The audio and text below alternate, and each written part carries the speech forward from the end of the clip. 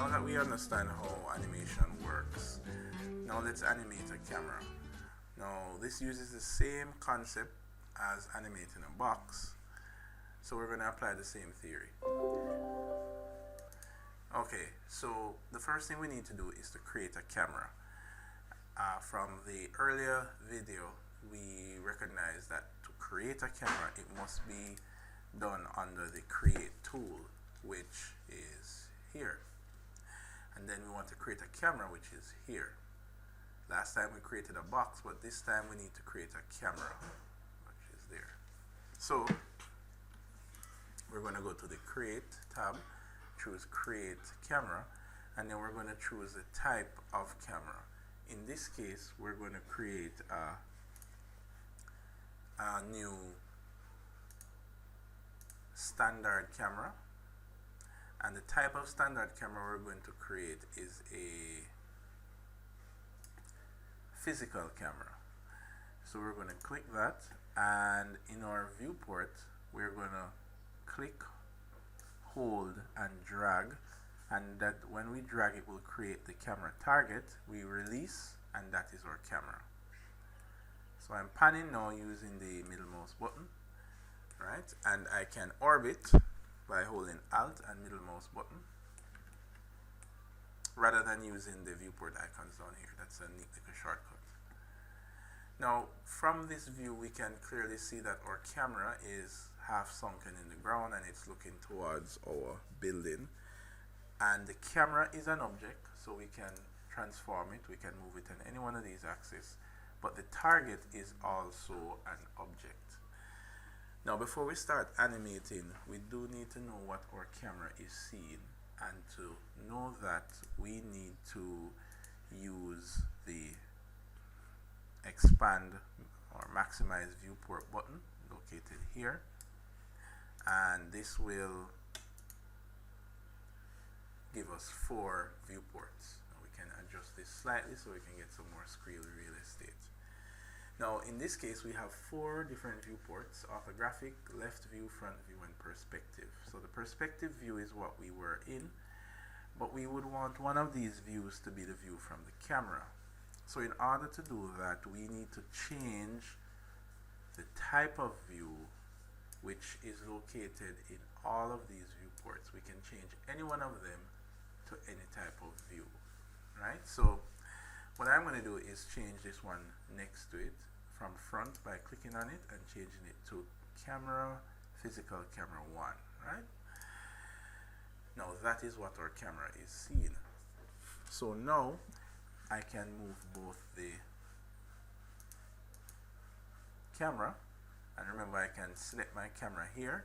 If you have challenges selecting the camera, there are 2 ways you can overcome that. You can either select the camera in your world outliner, either the camera or the target. This is probably the best way, or you can click it on screen. Notice on screen you may miss sometimes and select something else. In Max, if you click in the same position over and over, it will eventually cycle through the objects that you have in the vicinity of the cursor. So I select my camera and I want to move it up on the Z-axis a bit, and you can see this view is adjusting. I also need to select my target and move it up as well. So notice how the camera controls both the target and the camera. Now the objective of this exercise is to create an establishing shot mimicking one of the 2 establishing shots that were captured and shown on the class website.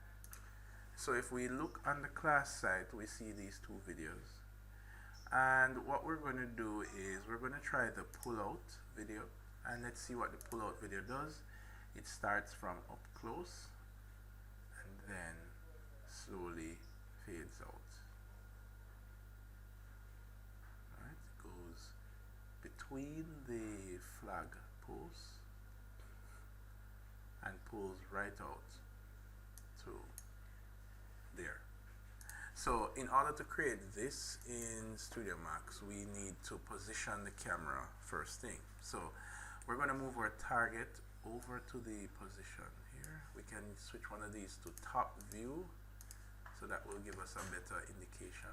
Top view with wireframe, we can see objects more clearly. I'm going to move the camera over here. And based on our video, our camera was a bit higher, so I'm going to use my orthographic view here, and I'm going to move. So I'll be moving this camera up on the Z axis. That's up on the Z axis. Notice the view is rising up. I need to also carry my targets. I'm going to select target, carry target up, and that's about that. Maybe carry the camera up just a bit more, and that is pretty similar to the video. We can take another look on that. Right, so this is what we're mimicking. We're starting from there and pulling out there. Okay, great. So now we need to animate this camera moving from here outwards and also going up as well. So this view here, which we can make bigger like that, this is the view to watch. This is our actual camera view. So we're going to set our time. So we're going to start this pull out from about frame, let's say frame 100. Let's find a good position. Yeah, right. When these cars pass is a good time. So we're going to start it from about frame 400, and we're going to end somewhere about 900 or about 1,000 thereabout. So if I use my perspective view, that's what I'm seeing there, and I'm going to now enable set key because I'm ready to animate. I'm going to position my camera in the right location, so I want to start off about there. That is what my camera is seeing, and I'm going to take my first keyframe here. So remember, Max has recorded my camera at this point in time at this position. Now I'm going to move back with my camera about so, maybe move up a bit. Alright, there we go. Oops, I need to move my time first. So at about 700 frames, I want my camera to be here. Alright, let's use some of the rules of thumb and let's kind of pass close, very close to this tree. So at this point I want my camera to be like about there. And when I've positioned my camera at this point in time, I'm going to confirm that movement by clicking the set key. But I'm not done yet, I need to go out more, so I am going to say, okay, at this point in time, I want my camera to be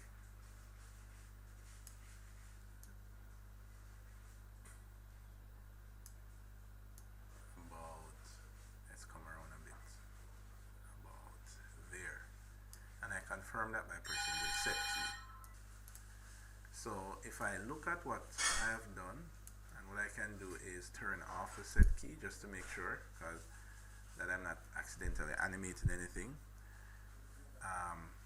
If I hit play and I need to highlight this viewport here, notice the little yellow triangle around it, yellow highlight around it, and hit play. Notice that I get the same effect but with the virtual camera. That's pretty cool. So, and that is the objective we want to reach. We want to create a establishing shot, and you can pick any one of the two that were created. In this case, I did the pull out, and I recreated that pull out with our virtual camera. Right? Now let's talk about submitting the video, which is what is needed for this practical, right? Now to submit the video, you would need to now record the footage and hand it in as a video file. Now we're going to use screen recording, not rendering. So what you see on the screen is what you will get with this type of recording. Before we do that, we need to decide if we're going to, for example, keep the shadows. Maybe we want to record it in wireframe because we think it looks cool. We have all those options. But essentially, whatever you see on the screen is what you will get in the final video. So we're going to maximize this viewport. And we're going to go to our default shading. And in this case, I may want to not use the shadows, so I'm going to turn off shadows. So I'm going to go to user defined lighting and shadows, and I'm going to disable shadows, right? Because the shadows aren't that sharp, but it's up to you if you want to leave your shadows on or not. To get some better looking effects, I'm going to go into viewport global settings. I'm going to bump my texture map to about 1000 or 2000. Increase my anti-aliasing here. Right? Okay. Now before I start recording, a couple other things. I need to enable my safe frames, and I do that by clicking on the camera and choosing show viewport safe frames. And the safe frame represents the resolution that this is going to be rendered at, right? So I may choose to change this resolution. I can change it by going to my render settings, go to rendering, and go to render setup. In the render setup, for output size, I'm going to change it to that to HDTV, right? You can leave it at 1920. It doesn't matter. We're not going to render. But notice when we change that, what happens is that we change our ratio in the background. So our video is now cropped to HD ratio. Right? That's important that we frame that up right, so we know exactly what we'll be getting when we hit the record button. Now, a next thing to remember is if I want to move or rotate my view, I can't do it in this view because that would mean I would be changing my camera. So I would want to change this to perspective if I want to move around. Notice when I'm in perspective view, I'm seeing where the camera is at and it hasn't moved, and I can even look at what the camera animation would look like. So just watch out for that. You don't want to be moving your camera. If you want to pan around the scene and not move your camera, switch to your perspective view. Another reminder is to remember to turn off your set key when you're not animating. So right now I'm finished making my animation and I want to turn off my set key. For those of you who want to go into more detail about the camera, or you want to create multiple camera angles, point to note that you can modify the camera similarly to how we modified the capsule. And I can give you an example of that here. If I create a new camera, a new physical camera, I'm going to create a new one like that, and I'm going to move it up just a tad. There we go. And I'm going to change my viewport. So I'm going to have one of the views. Let's say this view will be my camera 2. So that's what my camera 2 is showing. Now notice camera 2, when I click on it there, it has no keyframes because I have not animated it. But if I click on camera 1, you see those keyframes that we created. Right, so this is a point to note. And another point that is important is for those of you who want to choose manipulate the camera, you can do so using your modify tab. So when you go to modify, you can change real world values, which is why this is called a physical camera. It has things that if you're into photography you can recognize, like sensor size. You can choose the focal length. Right, notice when you change that, the focal length changes. You can change the zoom. Basically anything to manipulate the camera is located in the properties, right? Just in case you want to do that. In our case, however, we have already animated this camera, which is camera 1. Let's change this to camera 1. And this is the result that we are getting.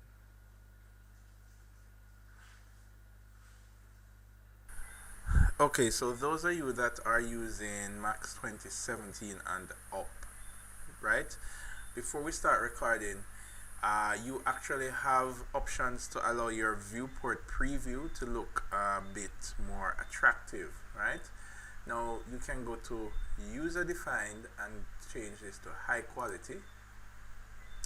And notice when you do that, you get a preview of the materials and the texture. You might notice your viewport slow down a bit, but notice it looks a little bit nicer, right? So this is an option. You can actually record your viewport at this quality, but it will take longer, or you can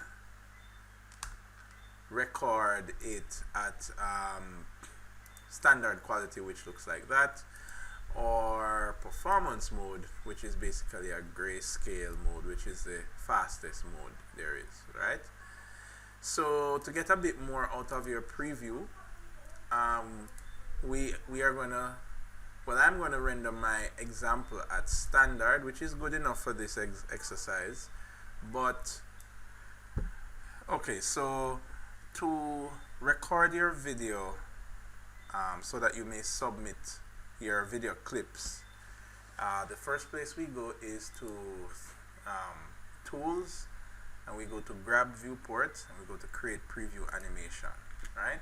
Now you will get this dialog box. When it comes up, this is where you can change your render style from standard to high quality, right? So that is an option there. Let me close this for a while. Before we go back to here, let's talk a little bit about our resolution. The resolution that we're going to be, that I'm recommending for you guys to render at, or the ratio, is the HD ratio. Now to change your ratio, you go to rendering and you go to render setup. You will see a dialog box pop up, and essentially we are just changing your output to HD TV, right? Now once we do that, if you want, you can actually go to your camera and enable show save frames, and this will allow you to see exactly what that rendering would look like. So now we're ready to save our clip. We go to tools, grab viewport, create camera viewport. Then we need to choose the range that we're going to render at. So in this case, my animation went from 0 to 1200. So I'm going to change my range from 0 to 1200, because that's the range that I want to do my preview at. If you want to get more quality, you can increase the percentage of output. You can increase that. Notice that your percentage may not go as high as 100%. That's perfectly fine. This percentage is based on the size that you have the program running at on your device. Because remember, it's a screen capture, so you can leave that at whatever maximum the program gives you. Now here is where you can choose high quality to get that quality that we just previewed, where you get shadows and materials and depth and everything, but it will take much longer. Or you can do standard mode, which pretty much almost records in real time depending on the type of video card you have. Now, importantly, when it is time to save, you might notice you have AVI by default. We're not going to choose AVI, we're going to choose custom file type. Then we're going to choose file, and we're going to choose where we want this file to be saved. In my case, I'm going to save it on the desktop as video3. I'm going to go to setup, and I'm going to use for this option the MJPEG compressor, right? And you can put that to maximum if you want. You can use any one of these codecs.